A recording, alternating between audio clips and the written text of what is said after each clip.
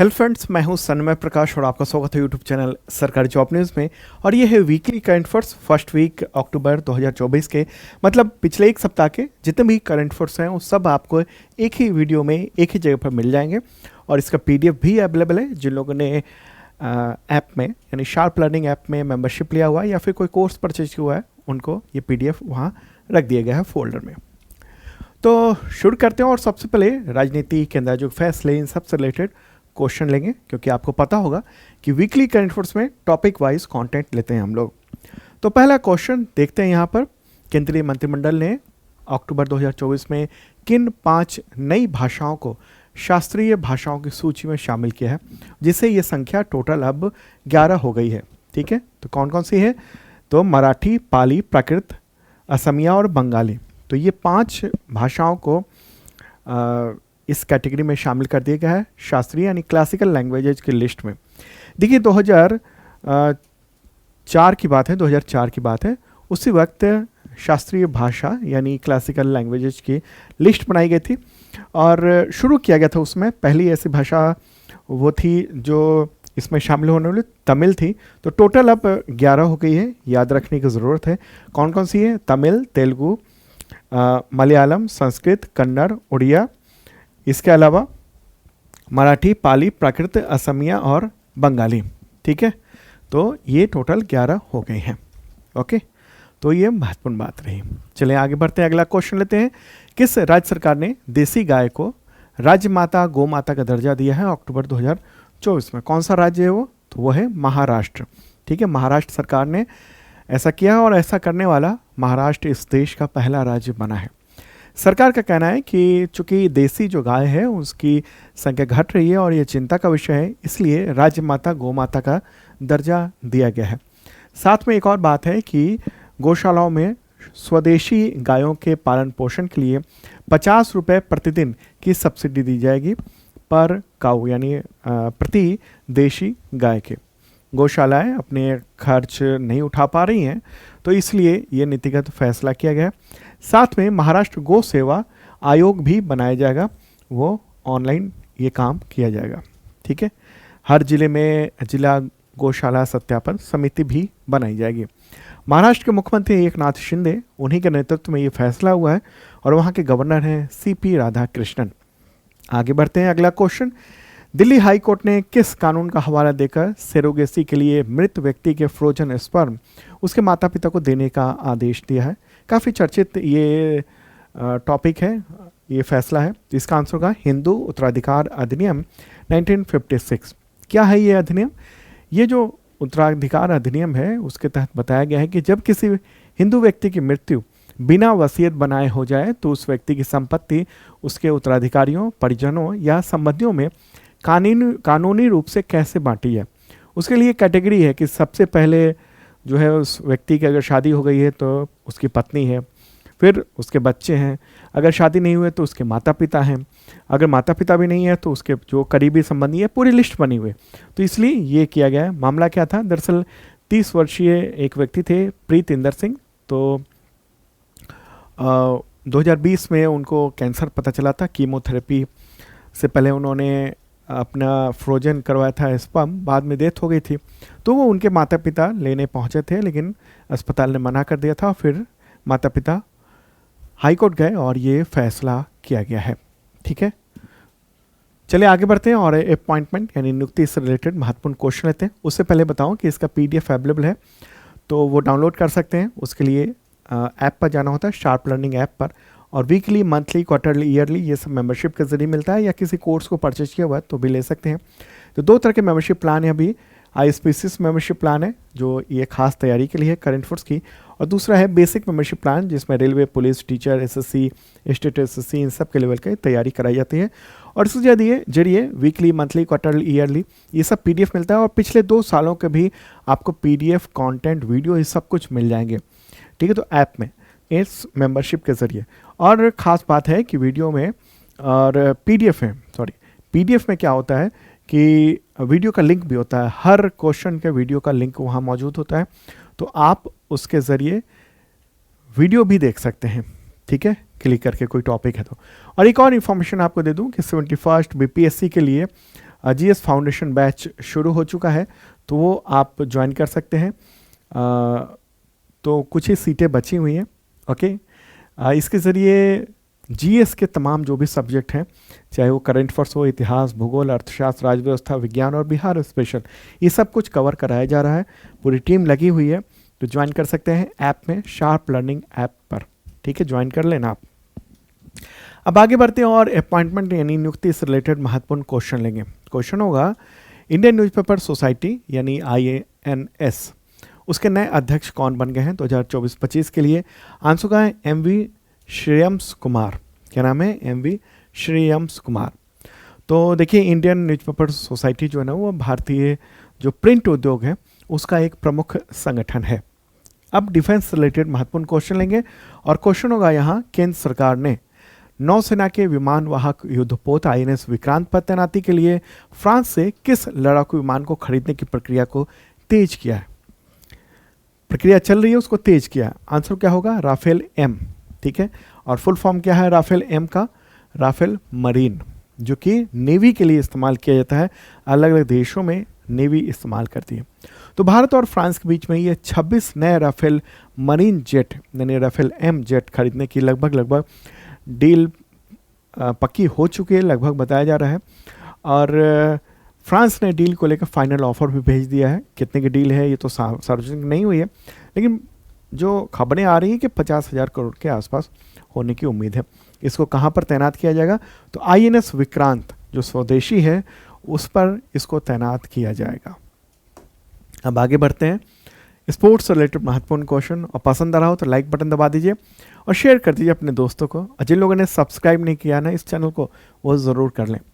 तो क्वेश्चन होगा यहाँ, महिला एशियाई चैंपियनशिप ट्रॉफी 2024 उसका शुभंकर क्या है?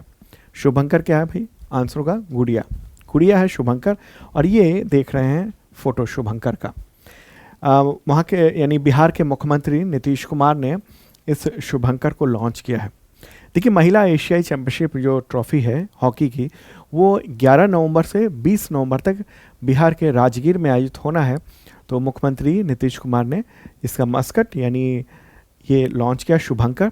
शुभंकर जो है ना, वो क्या है?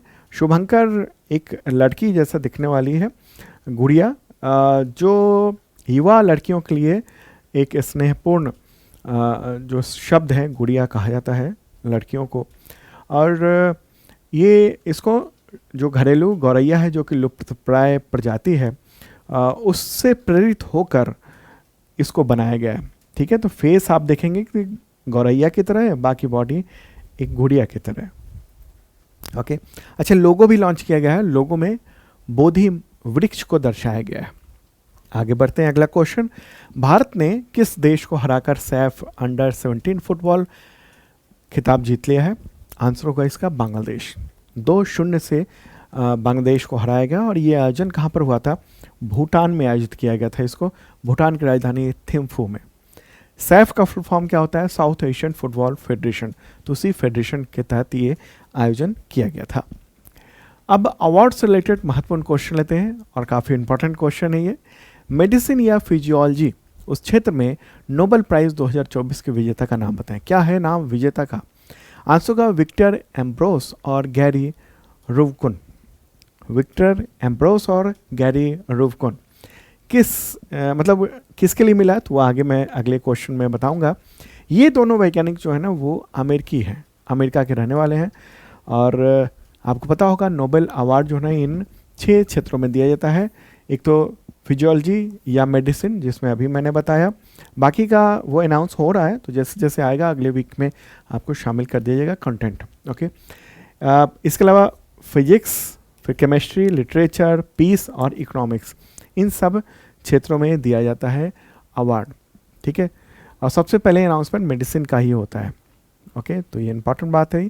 और ये अवार्ड जो है ना, वो वैज्ञानिक और इन्वेंटर अल्फ्रेड बर्नहार्ट नोबेल के नाम पर जो उनकी वसीयत थी, मतलब उनकी जो वसीयत थी उसी के आधार पर दिया जाता है।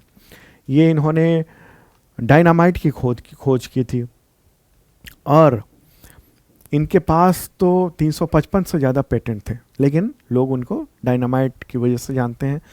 उसकी खोज की थी, उसको बनाया था उन्होंने, दुनिया को दिया था। ठीक है, तो ये इम्पोर्टेंट बात रही। अच्छा, नोबेल प्राइज़ जो है ना वो स्वीडन के द्वारा दिया जाता है, स्वीडन की राजधानी स्टॉकहोम में दिया जाता है। एक जो है पीस का वो नॉर्वे में दिया जाता है।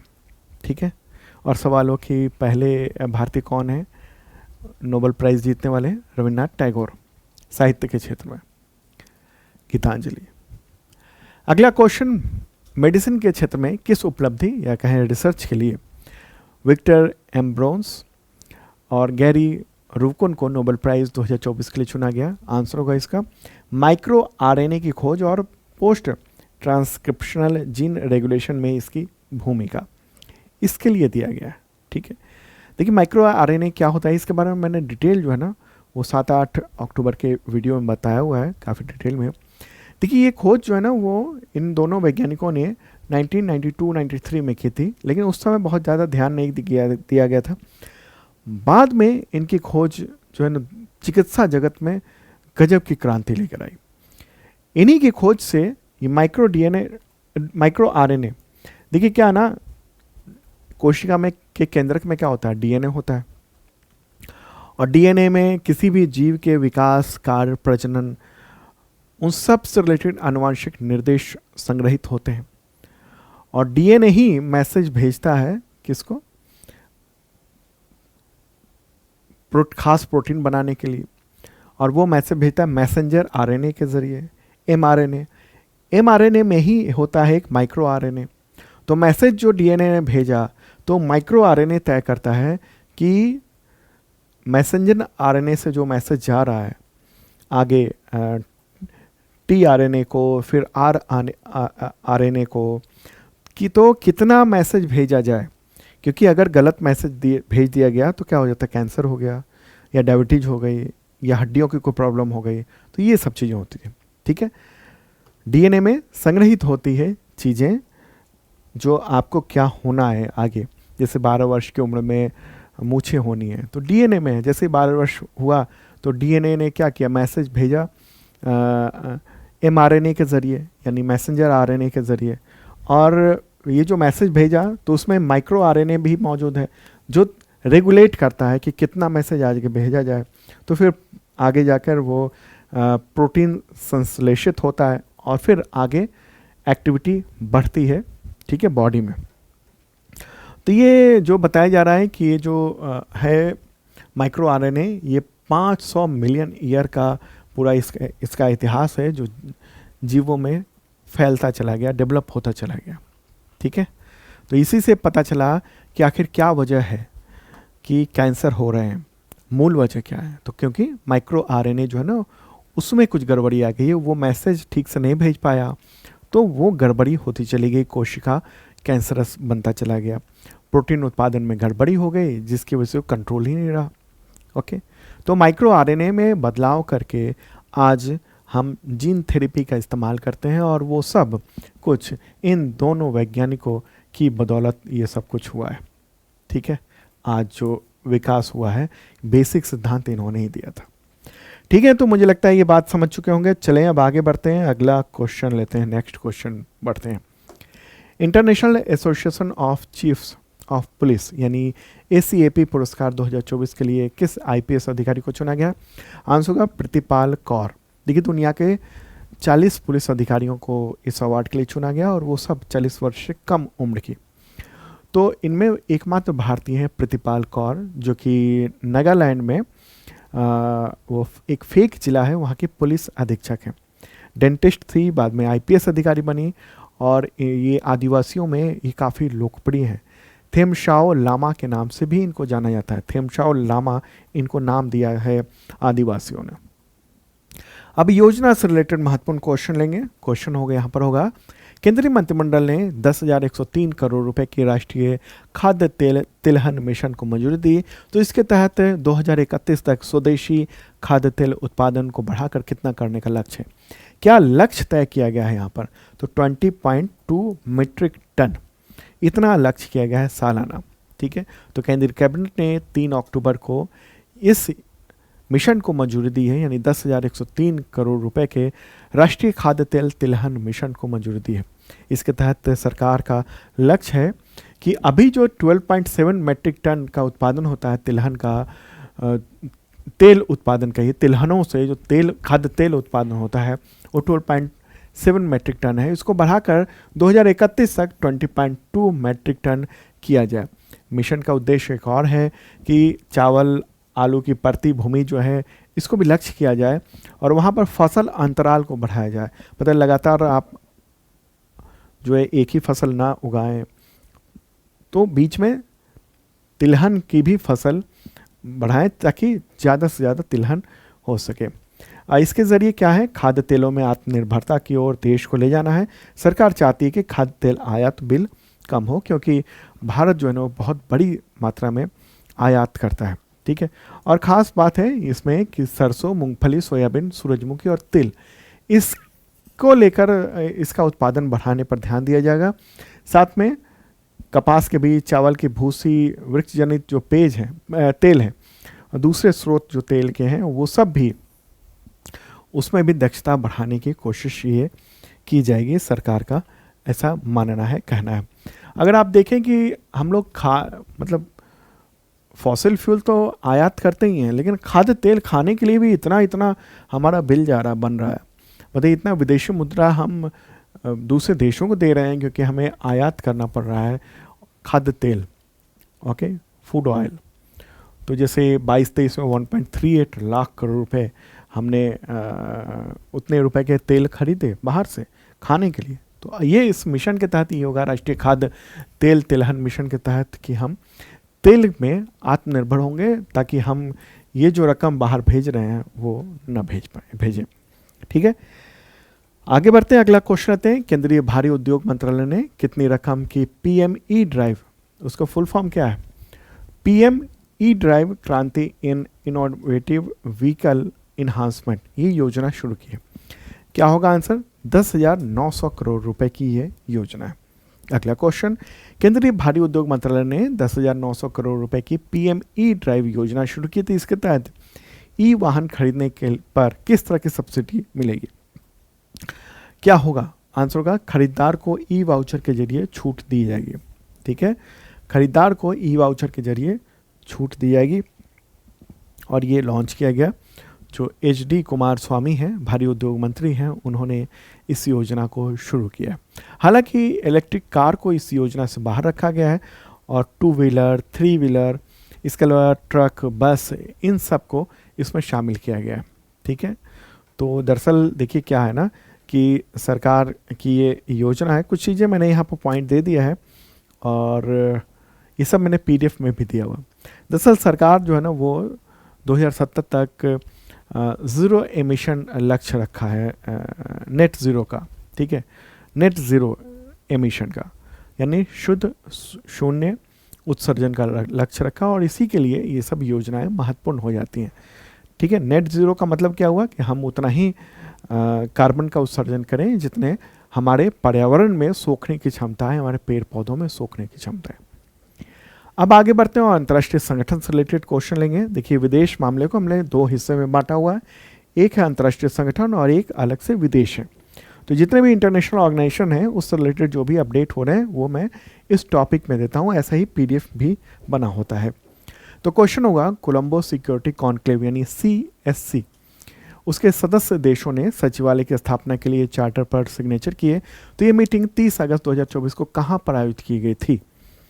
आंसर होगा कोलंबो। ठीक है, अगस्त में ही हुई थी, लेकिन इसकी जो काफ़ी खबरें हैं ये अभी आई हैं अक्टूबर में। ओके, तो कोलंबो में ये साइन हुआ है और संभावना ये जताई जा रही है कि कोलंबो में ही इसका सचिवालय को स्थापित किया जाएगा। तो राष्ट्रीय सुरक्षा सलाहकार यानी NSA स्तर की मीटिंग हुई थी कोलंबो में, और इसमें भारत की ओर से NSA अजित डोभाल शामिल हुए थे। ठीक है, तो कोलंबो सिक्योरिटी कॉन्क्लेव, हिंदी में कहेंगे कोलंबो सुरक्षा सम्मेलन, ये एक क्षेत्रीय सुरक्षा एक समूह है जो कि बंगाल की खाड़ी और हिंद महासागर, मतलब हिंद महासागर के क्षेत्र में ये काम करती है। 2011 में इसको शुरू किया गया था। उस वक्त इसके सदस्य भारत, श्रीलंका, मालदीव थे। मालदीव यहाँ है। बाद में इसमें फिर 5वां मॉरिशस बना, मॉरिशस भी इसमें शामिल हुआ, फिर बांग्लादेश भी इसमें शामिल हो गया था। ठीक है, नेक्स्ट क्वेश्चन लेते हैं। अगला क्वेश्चन, शंघाई सहयोग संगठन यानी एससीओ शिखर सम्मेलन 2024 किस देश में आयोजित किया गया है, जिसमें विदेश मंत्री शामिल होंगे? विदेश मंत्री एस जयशंकर। आंसर का इसका पाकिस्तान। ये पाकिस्तान में आयोजित किया जाने वाला है, होने वाला है। एससीओ के council of heads of government की, यानी इसमें एससीओ के राष्ट्राध्यक्ष शामिल हो गए, लेकिन भारत की ओर से विदेश मंत्री को भेजा जा रहा है, बाकी देशों के राष्ट्राध्यक्ष आएंगे। तो ये मीटिंग जो है ना अक्टूबर में ही है, 15-16 अक्टूबर को पाकिस्तान की राजधानी इस्लामाबाद में आयोजित किया गया है। ठीक है, तो एससीओ एक इम्पॉर्टेंट ऑर्गेनाइजेशन है। एससीओ के जो तमाम सदस्य हैं वो भी देख लेते हैं। ये अपना प्यारा भारत है, और यहाँ जो कलरफुल दिख रहा है ना, जितना वो ब्लिंक कर रहा है, वो सब एससीओ के मेंबर कंट्री हैं। इसकी स्थापना हुई थी 15 जून 2001 को। मुख्यालय बीजिंग में है, चीन में है, और ये चीन और रूस के द्वारा स्थापित एक Eurasian political, economic, international security और डिफेंस ऑर्गेनाइजेशन इसको कह सकते हैं। ठीक है, ये पहले शंघाई 5 हुआ करता था, और बाद में इसके सदस्य देशों की संख्या बढ़ी, फिर एससीओ नाम पड़ गया इसका। कौन कौन से देश हैं अभी? तो एक तो चाइना हो गया, फिर रशिया है, कजाकिस्तान है, ये किर्गिस्तान है, ये ताजिकिस्तान है यहाँ वाला, फिर ये उज्बेकिस्तान है। भारत, पाकिस्तान, चाइना, और एक और देश लेटेस्ट वाला है वो है बेलारूस। तो ये सारे के सारे जो है ना वो एससीओ के मेंबर कंट्री हैं। ठीक है, आगे बढ़ते हैं। अगला क्वेश्चन अब विदेश से रिलेटेड लेते हैं। अक्टूबर 2024 में किस देश में रुपे कार्ड लॉन्च किया गया भारत के बाहर? आंसर होगा मालदीव। ठीक है, मालदीव के राष्ट्रपति मोहम्मद मुइज्जू ये भारत की यात्रा पर हैं अक्टूबर में। तो इसी दौरान दिल्ली में प्राइम मिनिस्टर नरेंद्र मोदी और मालदीव के प्रेसिडेंट, भारत के प्राइम मिनिस्टर और मालदीव के प्रेसिडेंट दोनों ने मिलकर, मोहम्मद मुइज्जू ने तो मिलकर ये रुपे कार्ड को लॉन्च किया है मालदीव में। रुपे कार्ड का इस्तेमाल भारतीय और मालदीव के लोग वहाँ कर सकेंगे, और इससे फ़ायदा खासकर भारतीय पर्यटकों को भी होगा। ठीक है, भारत ने मालदीव के राष्ट्रपति को करीब 700 सामाजिक आवास भी वहाँ पर मुहैया कराया है, सौंपा है, जिसका निर्माण भारत के आर्थिक मदद से हुआ है। ठीक है, प्राइम मिनिस्टर नरेंद्र मोदी ने हनी माथू अंतर्राष्ट्रीय हवाई अड्डा है ना वहाँ पर मालदीव में, तो उसका एक नए रनवे का भी उद्घाटन किया जो कि भारत की मदद से बना है। ओके, अब यहाँ पर देख लेते हैं कि चूँकि यहाँ रुपे कार्ड की बात कर रहे हैं, तो किन किन देशों में रुपे कार्ड जो है ना वो एक्टिव हो गया है? तो Bhutan, Nepal, Mauritius, Singapore, UAE और मालदीव। ठीक है, रुपे कार्ड भारत के द्वारा बनाया हुआ एक कार्ड है। आमतौर पर वीज़ा और मास्टर कार्ड ये सब यूज़ करते हैं, वो सब अमेरिकी है। ये भारत का है जो कि दुनिया में धीरे धीरे फैल रहा है। अच्छा, यूपीआई भी मालदीव में शुरू होने वाला है, उसकी प्रक्रिया शुरू हो चुकी है। फिलहाल UPI Bhutan, France, Mauritius, Nepal, Singapore, Sri Lanka और यूएई में ये एक्टिव है। यूपीआई का इस्तेमाल कर सकते हैं वहाँ पर। ठीक है, आगे बढ़ते हैं। अगला क्वेश्चन, मालदीव के राष्ट्रपति मोहम्मद मुइज्जू की भारत यात्रा के दौरान दोनों देशों के बीच में किन समझौतों पर सिग्नेचर हुए हैं? आंसर क्या होगा? उपरोक्त सभी। ठीक है, उपरोक्त सभी। मैं आगे एक एक करके आपको बताता हूँ। ठीक है, कौन कौन से ये समझौते हुए हैं। जिससे पहला है मुद्रा विनिमय। इसमें यह है कि $400 मिलियन के द्विपक्षीय मुद्रा स्वैप समझौता हुआ है, मतलब अदला बदली कर ली जाएगी मुद्रा की। इसके अलावा 30 बिलियन रुपए भारत जो है वो सहायता दे रहा है वहाँ के बुनियादी ढांचे, इन सब डेवलपमेंट के लिए। ठीक है, अगला क्या है? तो मालदीव के अधिकारियों के लिए प्रशिक्षण कार्यक्रम किया जाएगा। नेशनल डिफेंस यूनिवर्सिटी भारत का है, वो मालदीव का जो राष्ट्रीय पुलिस और कानून प्रवर्तन कॉलेज है उसको सहायता करेगा इसके लिए। फिर है भ्रष्टाचार के रोकथाम के लिए सीबीआई भारत की और वहाँ का भ्रष्टाचार निरोधक आयोग के बीच में कॉन्ट्रैक्ट हुआ है, समझौता ज्ञापन पर सिग्नेचर किया गया। और क्या है? कानून प्रवर्तन प्रशिक्षण, यानी जो भारत का जो राष्ट्रीय न्यायिक अकादमी है, ठीक है, NJAI, national judicial academy of India, तो वो और मालदीव का जो राष्ट्रीय न्याय आयोग है यानी JSC, उसके बीच में ये समझौते का नवीनीकरण किया गया है। ठीक है, और खेल और युवा, दोनों देशों के युवा और खेल जो है बेहतर हो सके, इसके लिए भी ये समझौता किया गया। तो काफ़ी इम्पॉर्टेंट ये रही है मोइज़ू की यात्रा। मोइज़ू से भारत के रिश्ते ख़राब चल रहे थे, लेकिन अब मोइज़ू ने और भारत ने पहल की, दोनों ने मिलकर, और ये देख रहे हैं हम लोग कि दोनों देश जो है ना वो करीब आए हैं। इस यात्रा के बाद से देखा जा रहा है कि करीब आए हैं। भारत के लिए मालदीव बहुत ही इम्पॉर्टेंट है। क्यों इम्पॉर्टेंट है? क्योंकि ये हिंद महासागर में एक काफ़ी ज़रूरी क्षेत्र, एक देश है। अगर वो चीन के पाले में पूरी तरह से चला जाता है तो यहाँ भारत की सुरक्षा को लेकर थोड़ी दिक्कत बढ़ सकती है। ठीक है, अब आगे बढ़ते हैं, अगला क्वेश्चन लेते हैं। मैक्सिको के 200 वर्षों के लोकतांत्रिक इतिहास में पहली बार महिला राष्ट्रपति ने अक्टूबर 2024 में शपथ ली है, तो उनका नाम क्या है महिला राष्ट्रपति का? आंसर होगा क्लाउडिया शीनबाम। क्या नाम है? Claudia Sheinbaum. तो वैसे तो जून में उन्होंने चुनाव जीता था, लेकिन अक्टूबर में उन्होंने राष्ट्रपति पद की शपथ ली है। 66वीं प्रेसिडेंट बनी है, लेकिन महिला के तौर पर पिछले 200 साल के लोकतांत्रिक इतिहास में पहली महिला ये राष्ट्रपति बनी है। 62 ईयर की है और 6 साल का इनका कार्यकाल होगा। एक बार मैक्सिको भी देख लेते हैं कहाँ पर है। ये अपना प्यारा भारत है और मैक्सिको है उत्तरी अमेरिका कॉन्टिनेंट में। ठीक है, नॉर्थ अमेरिका कॉन्टिनेंट। तो इसी में, और ये दक्षिण अमेरिका वाला है, इधर ये मैक्सिको हो गया। ठीक है, तो नई राष्ट्रपति शीनबाम जो है वो वामपंथी दल की सदस्य हैं। मोरेना नाम है पार्टी का। ठीक है, मैक्सिको की राजधानी क्या है? मैक्सिको सिटी है। जनसंख्या करीब करीब पौने 13 करोड़ के आसपास है। भाषा स्पेनिश बोली जाती है। मुद्रा मैक्सिकन पेसो है। पड़ोसी देश की बात करेंगे तो इधर यूएसए हो गया, फिर ये ग्वाटेमाला होगा, ये बेलीज हो गया। ये नेक्स्ट क्वेश्चन होगा, पश्चिम एशिया में तनाव के बीच किस देश ने संयुक्त राष्ट्र महासचिव एंटोनियो गुटेरेस के प्रवेश पर प्रतिबंध लगा दिया? आंसर का इजराइल। ये बहुत ही बड़ी बात है। देखिए, इस दुनिया का देश, इस दुनिया की सबसे बड़ी संस्था है, सबसे बड़ा ऑर्गेनाइजेशन है यूनाइटेड नेशंस, संयुक्त राष्ट्र, और उसी के चीफ जो माने जाते हैं महासचिव, उन्हीं पर बैन लगा दिया गया। तो फिर क्या वक़्त रह गई, क्या वैल्यू रह गई संयुक्त राष्ट्र की? ओके, और ये सब किसके शह पर हो रहा है? अमेरिका की शह पर हो रहा है। अब सवाल होगा कि इजराइल ने क्या कहा है, क्यों बैन लगाया? कहना है कि हमने इसलिए देश में प्रवेश पर रोक लगा दी है क्योंकि इन्होंने उस बात की निंदा स्पष्ट रूप से नहीं की थी। कौन सी बात? तो ईरान ने जो मिसाइल हमले किए थे ना इजराइल पर, उसकी निंदा स्पष्ट रूप से नहीं की थी, और इसीलिए हम ये रोक लगा रहे हैं, ऐसा कहना है इनका। चलिए आगे बढ़ते हैं, अगला क्वेश्चन लेते हैं। इजराइल की डिफेंस फोर्स ने अक्टूबर 2024 में किस देश में घुसकर हिजबुल्लाह के खिलाफ ग्राउंड ऑपरेशन शुरू किया है? आंसर का लेबनान। लेबनान के खिलाफ किया गया है। देखिए, लेबनान में हिजबुल्लाह संगठन है, उसकी सरकार में हैसियत है, तो उसके लड़ाके हैं अलग से। लेबनान की सेना अलग है, जिसको फंड कौन करता है? अमेरिका करता है। और वहाँ पर हिजबुल्लाह एक अलग संगठन है जिसके लड़ाके हैं, जो लड़ता है इजराइल से। तो हिजबुल्लाह के तत्कालीन जो चीफ थे हसन नसरल्लाह, तो उसको 27 सितंबर को इजराइल ने हमला करके और मार डाला था।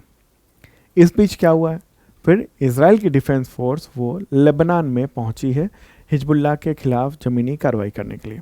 तो कहाँ? ये पश्चिम एशिया में, ये ग्रीन कलर में देख रहे हैं वो है इजराइल, और यहाँ है लेबनान। तो यहीं पर एंट्री की है, घुसी है। ठीक है, हालांकि इस दौरान कई सारे इजरायली सैनिकों की भी मौत हुई है। हिजबुल्लाह के लड़ाके तो मारे गए हैं, लेकिन इजरायली सैनिक भी मारे गए हैं। अब आगे बढ़ते हैं और ऐतिहासिक स्थल से रिलेटेड क्वेश्चन लेंगे। भारतीय क्षेत्र के किस दर्रे से पहली बार तीर्थयात्रियों को कैलाश शिखर उसका दर्शन मिला है? कैलाश शिखर जो है ना, वो पर्वत, वो कहाँ पर है? वो है तिब्बत में, चीन के इलाके में। आंसर क्या होगा? ओल्ड लिपुलेख दर्रा। क्या कहेंगे? ओल्ड लिपुलेख दर्रा। ये उत्तराखंड के पिथौरागढ़ जिले की व्यास घाटी में स्थित है। तो तीर्थयात्रियों के पहले जत्थे ने अक्टूबर में अभी भारतीय क्षेत्र से ये दर्शन किए हैं। तो ये उत्तराखंड, यहाँ पर आप देख रहे हैं, उत्तराखंड में ही इस जगह पर, इस लोकेशन पर है ओल्ड लिपुलेख दर्रा, और यहीं से ये पूरा का पूरा नज़ारा यहाँ पर आगे हम दिखा रहे हैं आपको। इस जगह से ये नज़ारा दिखता है, और ये है माउंट कैलाश। पहले माउंट कैलाश को देखने के लिए, कैलाश पर्वत के शिखर को देखने के लिए चीन का वीज़ा लेकर वहाँ जाना पड़ता था। इस जगह से, या जो सरोवर है ना, इस जगह से जाकर देखते थे, दर्शन करते थे। अब यहीं से दर्शन कर सकते हैं। एक बार मैं नज़दीक ले चलता हूँ कैलाश शिखर की ओर। ठीक है, तो ये है कैलाश पर्वत, और यहाँ पर एक ही व्यक्ति आज तक चढ़ पाया है रिकॉर्ड के अनुसार, दूसरा कोई यहाँ चढ़ नहीं पाया। ठीक है, बिल्कुल खड़ी चढ़ाई है, एक बड़ी वजह ये भी है। ठीक है, चलिए आगे बढ़ते हैं, नेक्स्ट क्वेश्चन लेते हैं हम लोग। ठीक है, अगला क्वेश्चन दिवस से रिलेटेड होगा, और इस वीडियो के आखिरी हिस्से में हम लोग पहुंच चुके हैं। तो यहाँ क्वेश्चन होगा, विश्व कपास दिवस कब मनाया जाता है? आंसर होगा इसका 7 अक्टूबर को, और थीम क्या है? Cotton for good, cotton for good. संयुक्त राष्ट्र द्वारा ये दिवस घोषित है। और अगर भारत की बात हो गई कि कपास उत्पादन में भारत की क्या स्थिति है, तो भारत दुनिया का दूसरा सबसे बड़ा कपास उत्पादक उपभोक्ता है। ठीक है, टॉप 5 देश कौन कौन से हैं? तो चीन है नंबर 1, सेकंड पे भारत, फिर अमेरिका, ब्राज़ील और फिर पाकिस्तान है। अगला क्वेश्चन, वायुसेना दिवस कब मनाया जाता है? आंसर होगा 8 अक्टूबर को। ठीक है, 92वां स्थापना दिवस इस बार मनाया गया है। कब स्थापना हुई थी वायुसेना की? तो 8 अक्टूबर 1932 को हुई थी स्थापना। उस वक्त रॉयल इंडियन एयरफोर्स कहा जाता था, और ये इंडियन आर्मी के अंडर में हुआ करता था। फिर आज़ादी के बाद ये अलग हुआ, और इससे रॉयल शब्द हट गया था और भारतीय वायुसेना हो गया। अभी एयर चीफ मार्शल कौन है, यानी वायुसेना के चीफ कौन है? अमरप्रीत सिंह। नेक्स्ट क्वेश्चन, गंगा नदी डॉल्फिन दिवस कब मनाया जाता है? आंसर होगा 5 अक्टूबर को। ठीक है, गंगा नदी में डॉल्फिन है, उसके संरक्षण के लिए ये दिवस मनाया जाता है, और पटना में एक डॉल्फिन रिसर्च सेंटर भी है वहाँ पर। ठीक है, इसी साल उद्घाटन हुआ है उसका। अगला क्वेश्चन, विश्व शिक्षक दिवस कब मनाया जाता है? World teachers day. आंसर होगा 5 अक्टूबर को, और इस बार की थीम क्या है? शिक्षकों की आवाज़ को महत्व देना, शिक्षा के लिए एक नए सामाजिक अनुबंध की ओर। ये दिवस यूनेस्को और अंतर्राष्ट्रीय श्रम संगठन के द्वारा घोषित है। ठीक है, भारत में कब मनाया जाता है राष्ट्रीय शिक्षक दिवस? तो भारत में राष्ट्रीय शिक्षक दिवस मनाया जाता है 5 सितंबर को, सर्वपल्ली राधाकृष्णन की जयंती पर। लेकिन विश्व शिक्षक दिवस की बात होगी तो 5 अक्टूबर को।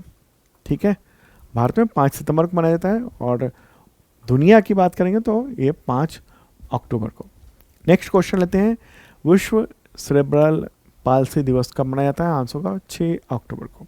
ठीक है, नेक्स्ट क्वेश्चन, विश्व पर्यावास दिवस कब मनाया जाता है? तो अक्टूबर का पहला सोमवार, और इस बार है 7 अक्टूबर ये दिवस। संयुक्त राष्ट्र महासभा ने यह दिवस घोषित किया हुआ है।